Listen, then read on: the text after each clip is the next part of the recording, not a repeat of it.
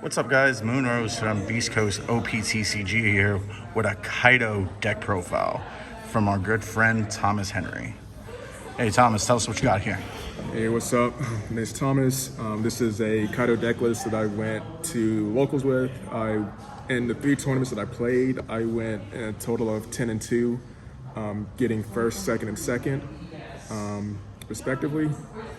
And this is the list that I took all 3 times to those events. So, Kaido leader, self-explanatory.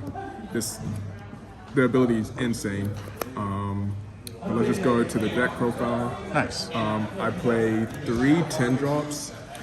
This is probably like the best card in the deck. Just being able to board wipe your opponent like whenever you want is pretty insane. It really helps you like dictate the pace of the game.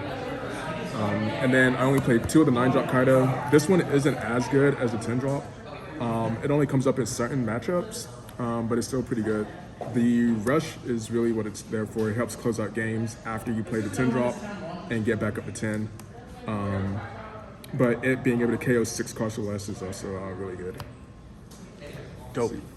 Onto my 7 costs, I played 2 of the 7 drop kings. This is really good versus green and law. Also pretty decent versus red aggro. So we have to run 2. Thought about bumping this up to 3, but my locals is a bunch of Doflamingo players, so this card is not as good in that matchup. Nope. Then we played 3 6 drops. I want to bump this up to 4, but I don't know what I would take out for it yet. The Dawn Minus Swan, being able to KO 4 cost or less is really good, especially in the Doflamingo. Being able to just immediately respond to the cards that they summon off the top of the deck helps really dictate the tempo of the game. That's what you really need. You just need cards that like sway tempo into your favor. And then afterwards, for our first 2K combo, we played 4 X-Drakes. This is probably the best 2K combo because its ability to discard a card from your opponent's hand is actually relevant. Usually in the late game, when you're pushing, you can summon this to get a card out of their hand to make the math a little bit easier for you to swing for game. And then the other 5 drop we play is 4 Queen. Just blocker, filters your hand, gets those dead Onigashimas out of your hand. Really good. Would never play less than 4. Onto the 3 drops.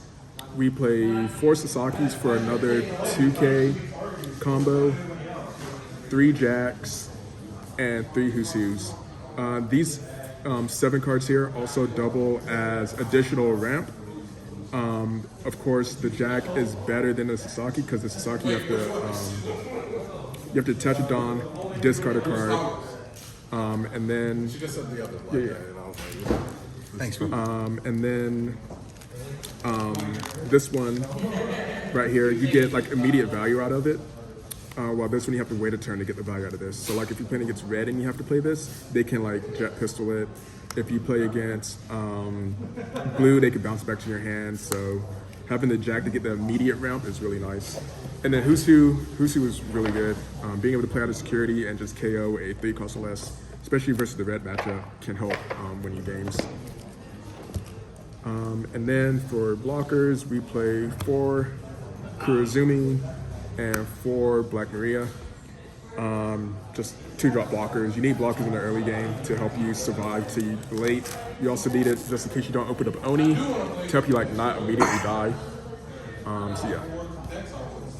And then I play 4 1-drop Orochis. I'm just testing this card out. The theory behind this is if you don't open up Oni, you can, and you open this up, you can search your deck for a small fruit, but fail to find the small fruit, and just count how many Onis are in your deck. If there's only 3 in your deck, that means there's 1 in your life, and you can like either aggressively take your life, or you can protect your life because you know all your Onis are in your deck. So that's what this is for. 4 Onis, I would never play less. And then for defensive options, 2 Thunderbog or 4 Blast Breath. 4 Blast Breath is cracked. It's mandatory in any purple deck.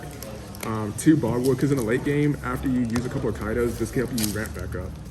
And also hitting it in life is really good. So yeah. Awesome, man. Thank you so much. Would you like to give any shout outs real quick? Yeah, shout out to the cameraman. Shout out to Unbound Gaming, best locals in Jacksonville, best price support ever. And then shout out to the team, the Royal Knights, and all my playtesting people, Kyle. Again, the cameraman is also part of my playtesting group. And yeah. Awesome. Thank you so much, Thomas.